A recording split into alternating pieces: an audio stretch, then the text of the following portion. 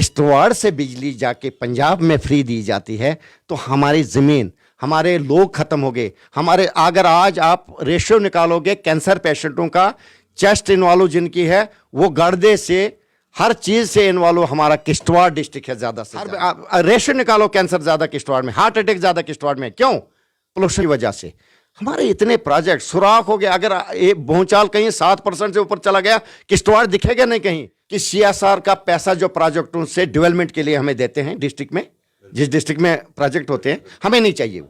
हमें उतने पैसे का जो 2-2 करोड़ हर प्रोजेक्ट का आप दे रहे हो, हमें उतनी की बिजली फ्री दे। और ये कहीं लोग जाते हैं वहां जुलूस निकालते हैं, हाथ नहीं। मैंने रेजोल्यूशन लाया है असेंबली के लिए, मैं हर MLA के झोली में डालूंगा कि मेरे इस रेजोल्यूशन को पास करने में मदद। को लगता है कि बीजेपी वेलकम करेगी उस रेजोल्यूशन? नहीं करेगी तो गायब हो जाएगी चनावेली से। ज्यादा नहीं मैं बोलूंगा, चनावेली से नाम नहीं दिखेगा बीजेपी का। मैं पहले उनसे सवाल करूंगा कि आप चाहते हो कि नहीं चाहते हो। ये तो पहले बीजेपी से पास करवाना है, पहले उनसे साइन करवाने हैं, मैंने पहले यस उनसे करवाना है। मैं देखता हूं कि बीजेपी के सपोर्टर अगर आज बीजेपी के MLA इसमें ना करते हैं, पूरी चनावेली में अगले बार आप दिखोगे नहीं बीजेपी करना।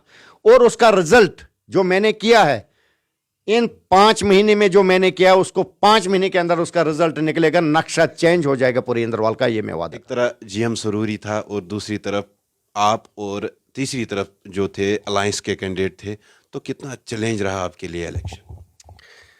देखिए, इलेक्शन छोटा हो या बड़ा हो, चैलेंजेस होती हैं इसमें, क्योंकि मुश्किलात तो होती हैं। तो मुझे ज़्यादा थी कि मेरी कॉन्स्टिट्यूंसी में 90% मुस्लिम आबादी थी, 10% मेरी कम्युनिटी के लोग थे। तो चैलेंज बहुत बड़ा था। जितने भी कैंडिडेट थे उतने सारे मुस्लिम कम्युनिटी से थे, और एक मंजा हुआ खिलाड़ी जो 18 साल से वहाँ काबिज था, वो भी मेरे मद्दे मुकाबले थे। मैं ये कहता हूँ कि कम से कम जम्मू कश्मीर में सिर्फ मेरी सीट पे टफ मुकाबला था। तो लोगों का प्यार था और लोगों ने दिखा दिया कि पैसे को ठुकराया, पैसे को थूका। एक तरफ से पैसे की कैंपेन थी, एक तरफ से मेरे साथ गरीब खड़े थे, मेरे वर्कर भूखे नंगे प्यासे रात को खड़े थे। तो ये उनकी मेहरबानी है इंद्रवाल के लोगों की कि मुझे इस लायक समझा कि मैं जो मेरी ज़िम्मेदारी सौंपी है, मुझे ज़िम्मेदारी सौंपी है, मैं उनकी खिदमत कर पाऊँ। और मैं कोशिश करता हूँ जो मैं कर रहा हूँ उसका रिज़ल्ट आने वाले 3-4-5 महीने में पूरे इंद्रवाल को पता चलेगा कि मैं जम्मू में बैठा हूँ, मैं ऐश कर रहा हूँ, कि मैं मुसीबत करके सुबह निकलता हूँ और शाम को वापस आता हूँ, पूरे सेक्रेट होता हूँ। बिल्कुल सर, बिल्कुल सर। जब नताइज सामने आए तो उस टाइम की फीलिंग क्या थी? उस टाइम क्या वर्कर जो थे उनके सामने जब नताइज सामने आए तो उस टाइम आप लोगों ने क्या सोचा जब डिक्लेयर हुआ कि आपने जो है वहाँ से फार्मर मिनिस्टर GM सरूरी को? उस टाइम मेरे वर्करों ने ऐसा फील किया जैसा 47 में फील किया होगा कि हमें आज़ादी मिली हिंदुस्तान को। वो इंद्रवाल के लोगों ने फील किया कि हमें 77 साल के बाद आज़ादी मिली। पहली बार कोई अपना नुमाइंदा आया, पहली बार 77 साल के बाद। तो ये एक ख्वाहिश थी मेरे इंद्रवाल के लोगों की कि हम अपना नुमाइंदा चुनेंगे, और उसका सिला उनको पता चलेगा आने वाले 5 साल में कि अपने और पराई में क्या फ़र्क होता है। आज इंद्रवाल का हर बशर MLA है, उनको समझ ही नहीं आती हम MLA हैं कि हमने किसी को चुना है। बराबर का हक सबको है। गेट हर किसी के लिए खुला। आपने कोई पुलिस वाला देखा? ये मेरे PSO हैं, ना कि गार्ड है। किसी को मना नहीं है 12 बजे रात को आ जाए, मेरे साथ मुलाकात करें। मैं तो 12 बजे रात को अस्पताल भी खुद पहुंचता हूं। मैंने तो तब से इस वक्त तक कम से कम 25 से 30 डेड बॉडी अपने खर्चे पे लोगों की भेजी। लोगों को बातें करने दो, कोई बात नहीं है। मेरा काम है, जो मुझे फ़राइज़ हैं, जिस लिए मुझे लोगों ने चुना है, मेरा काम है वो काम करना है। मैं इंद्रवाल में बैठूंगा, घर में बैठूंगा, क्या वहाँ से काम होंगे लोगों के? काम तो यहाँ से करने हैं। पॉलिसी यहाँ बनेगी, बजट यहाँ पास करवानी है। आपको खुद पता चलेगा मैं इंद्रवाल के लिए यानी पूरी चिनाब वैली के लिए कौन सा रेजोल्यूशन लेके आया हूँ असेंबली में। मैं बेरोजगारों के लिए, डेली वेजरों के लिए कौन सा रेजोल्यूशन लेके आया हूँ असेंबली में। वो सबको, मीडिया वालों को मेरी तरफ से दावत है, असेंबली में रहिए और मेरे रेजोल्यूशन जब भी बहस होगी तब आप देखिए कि मैंने क्या क्या लाया है। सर सुनने में आ रहा है कि चिनाब वैली जो है इसको एक रिप्रेजेंटेशन इस गवर्नमेंट पे मिलने वाली है। क्या हम मान के ले कि प्यारेलाल शर्मा आने वाले वक्त में हो सकता है कैबिनेट मिनिस्टर हों? प्यारेलाल सिपाही है एक नेशनल कॉन्फ्रेंस का। बदकिस्मती ये थी कि मैंडेट लेने में मेरी कॉन्स्टिट्यूंसी ने आज तक वहाँ जो कांग्रेस ही जीती थी, क्योंकि नेशनल कॉन्फ्रेंस का या तो कमज़ोर कैंडिडेट था या तो कंप्रोमाइज़ करके कांग्रेस को सीट दी जाती थी। तो दावा किया उस पर कांग्रेस ने, तो मैंने एज ए आज़ाद उम्मीदवार लड़ा, लेकिन 24 जो रगें मेरी थी वो नेशनल कॉन्फ्रेंस थी। आज भी नेशनल कॉन्फ्रेंस, कल भी नेशनल कॉन्फ्रेंस। तो इस वक्त जो है बताया ये जा रहा है कि कैबिनेट को एक्सटेंड किया जा रहा है। क्या हम मान के लेके कि चुनाव जो बैलेट है ये, उसमें कोई रिप्रेजेंटेशन नहीं है, कोई कैबिनेट मंत्री नहीं है?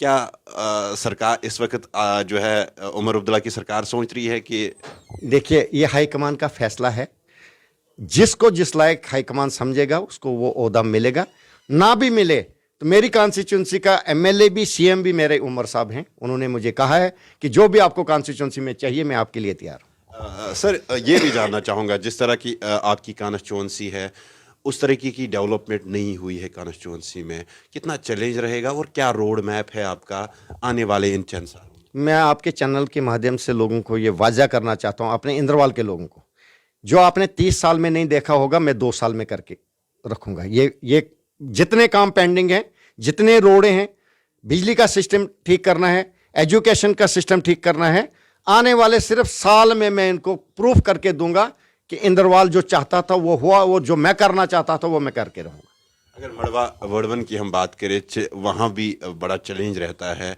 उसके लिए क्या रोड मैप जो है आप लोगों ने सोचा है? देखिए जी, मड़वा वार्ड 1 के लिए सबसे बड़ी खुशकिस्मती ये है कि सबसे आते ही पहले मेरे सीएम साहब ने 68 करोड़ रुपया बिजली के लिए दिया। उसके बाद सीएम साहब ने चिट्ठी लिखी, मैंने सीएम साहब को अप्रोच की, सीएम साहब ने चिट्ठी लिखी दिल्ली गडकरी साहब को, 2 टनल, एक वार्ड 1 वाला, एक हमारा भूंडा चेंजर वाला, दोनों के लिए डीपीआरस के लिए प्रोसेस चल रहा है।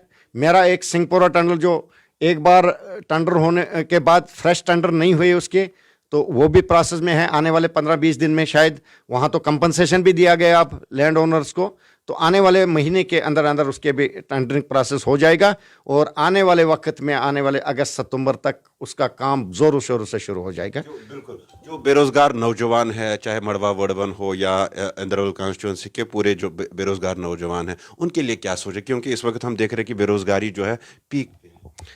देखिए, बेरोजगारी सिर्फ मेरे इंद्रवाल का मसला नहीं है, वो तो ज़्यादा है मेरे इंद्रवाल में, लेकिन ये जम्मू कश्मीर का मसला है। पिछले 10-15 साल से किसी को कोई रोज़गार नहीं दिया गया है, इवन कि स्टेट खाली कर दी गई है। लेकिन मैं वादा करता हूँ उनसे, मैं लड़ूंगा गवर्नमेंट के साथ, पॉलिसी बनवाऊंगा। हमारे जो पुराने डेली वेजर हैं बेचारे, जो 20-20, 30-30 साल से डेली वेजर हैं, पहले उनका प्रोसेस किया जाए, वो कैसे परमानेंट होंगे। उसके बाद गवर्नमेंट को चाहिए नई डेली वेजर पॉलिसी लानी, उसकी लड़ाई भी मैं लड़ूंगा। तो सब कुछ होगा, प्रोजेक्ट्स जो शुरू होंगे हमारी PMJSY में।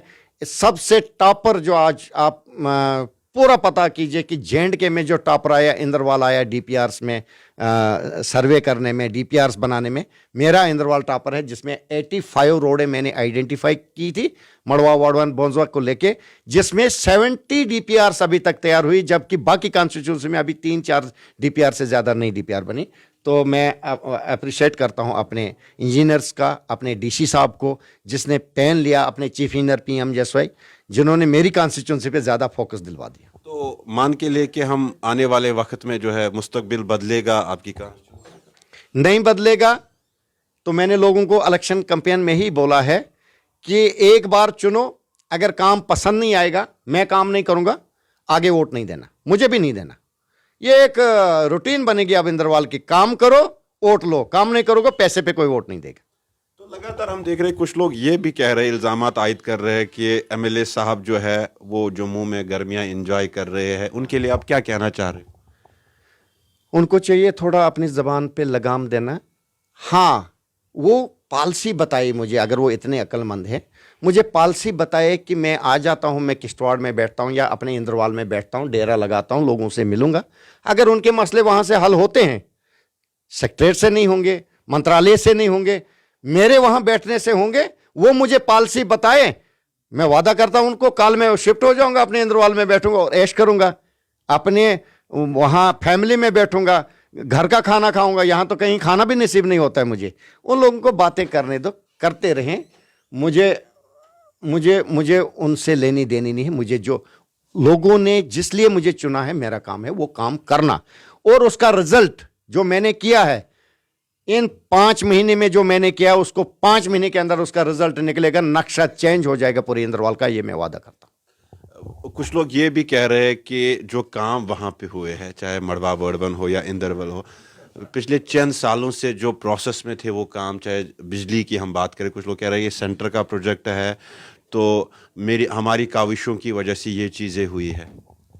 की होगी कोशिश। सरपंच भी कभी एमएलए बन सकता है क्या? सरपंच का काम एमएलए कर सकता है? ये क्यों बेवकूफ बना रहे हैं लोगों को? हर प्लान पे, हर चीज पे एमएलए के साइन होंगे। एमएलए के बगैर कोई प्लान अप्रूव होगा ही नहीं। तो वो कौन होता है? पंच, सरपंच या हो या कोई डीडीसी या बीडीसी, मैं नहीं जानता हूं कौन होते हैं कौन नहीं।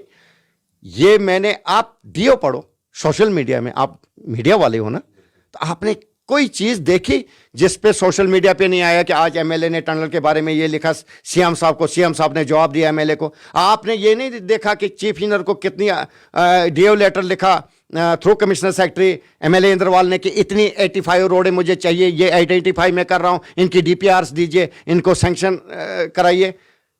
स्कूल बिल्डिंग 43 करोड़ का प्लान मैंने कल सीएम साहब की मीटिंग में, वो अंडर प्रोसेस है, प्लान मांगा हमसे।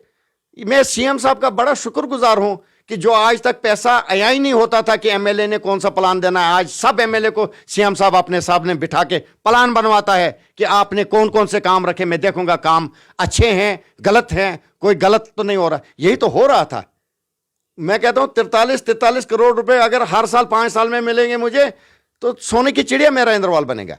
मैं वादा करता हूं हर 1 साल के अंदर अंदर पूरे बिजली का सिस्टम में पूरे इंद्रवाल में चेंज करूंगा। कहीं पुरानी पोल, कहीं पुराना तार, कहीं कुछ नहीं रहेगा। मैं सब चेंज करने वाला हूं। तो एक आखिरी सवाल मेरा आपसे ये रहेगा, किश्तवाड़ के अंदर फ्री बिजली को लेके जो है कुछ लोगों के खिलाफ एफआईआर भी लगी है और पावर प्रोजेक्ट्स का हब माना जा रहा है इस वक्त वो इलाका, मगर वहाँ के लोगों की देना डिमांड ये थी कि बिजली जो है वो हमें जो है मुफ्त मिलनी चाहिए। अब स्मार्ट मीटर्स को लेके जो है वहाँ पे जो है हंगामा भी देखने को, उस पर आपका क्या कहना है? देखो जी, जिनके ऊपर एफआईआर लगी है, मैं मजम्मत करता हूँ इस चीज़ की। ये हमारा हक है। वैसे मैंने ये एक ही बात बोलूँगा कि ये रेजोल्यूशन मैंने असेंबली के लिए लाया है कि हमें चिनाब वैली में जो 5 प्राइवेट प्रोजेक्ट हैं उनमें से फ्री बिजली मिलनी चाहिए। ये रेजोल्यूशन मैंने असेंबली के लिए लाया है और मैं उनके साथ खड़ा हूँ। हमें चाहिए अपना हक। अगर किश्तवाड़ से बिजली जाके पंजाब में फ्री दी जाती है तो हमारी ज़मीन, हमारे लोग ख़त्म हो गए। हमारे, अगर आज आप रेशियो निकालोगे कैंसर पेशेंटों का, चेस्ट इन्वॉल्व जिनकी है, वो गर्दे से, हर चीज़ से इन्वॉल्व हमारा किश्तवाड़ डिस्ट्रिक्ट है ज़्यादा से ज़्यादा। हर रेशियो निकालो, कैंसर ज़्यादा किश्तवाड़ में, हार्ट अटैक ज़्यादा किश्तवाड़ में। क्यों? पोल्यूशन की वजह से। हमारे इतने प्रोजेक्ट सुराख हो गए। अगर भूचाल कहीं 7% से ऊपर चला गया, किश्तवाड़ दिखेगा नहीं कहीं, तो हम क्यों दें अपनी बिजली? हाँ, हमें दें। हमें, मेरी डिमांड है कि सीएसआर का पैसा जो प्रोजेक्टों से डेवलपमेंट के लिए हमें देते हैं डिस्ट्रिक्ट में, जिस डिस्ट्रिक्ट में प्रोजेक्ट होते हैं, हमें नहीं चाहिए वो। हमें उतने पैसे का जो 2-2 करोड़ हर प्रोजेक्ट का आप दे रहे हो, हमें उतनी की बिजली फ्री दे दो। मैं उसके साथ खड़ा हूं। मैं ये लड़ाई लड़ूंगा और मैं इस लड़ाई में उनके साथ खड़ा हूं। और ये कहीं लोग जाते हैं वहां जुलूस निकालते हैं, हाथ नहीं। मैंने रेजोल्यूशन लाया है असेंबली के लिए। मैं हर एमएलए के झोली में डालूंगा कि मेरे इस रेजोल्यूशन को पास करने में मदद कीजिए। क्या आपको लगता है कि बीजेपी वेलकम करेगी उस रेजोल्यूशन? नहीं करेगी तो गायब हो जाएगी चिनावेली से। ज्यादा नहीं मैं बोलूंगा, चिनावेली से नाम नहीं दिखेगा बीजेपी का। मैं पहले उनसे सवाल करूंगा कि आप चाहते हो कि नहीं चाहते हो। ये तो पहले बीजेपी से पास करवाना है, पहले उनसे साइन करवाने हैं। मैंने पहले यस उनसे करवाना है। मैं देखता हूं कि बीजेपी के सपोर्टर, अगर आज बीजेपी के एमएलए इसमें ना करते हैं, पूरी चिनाब वैली में अगले बार आप दिखोगे नहीं बीजेपी का नाम।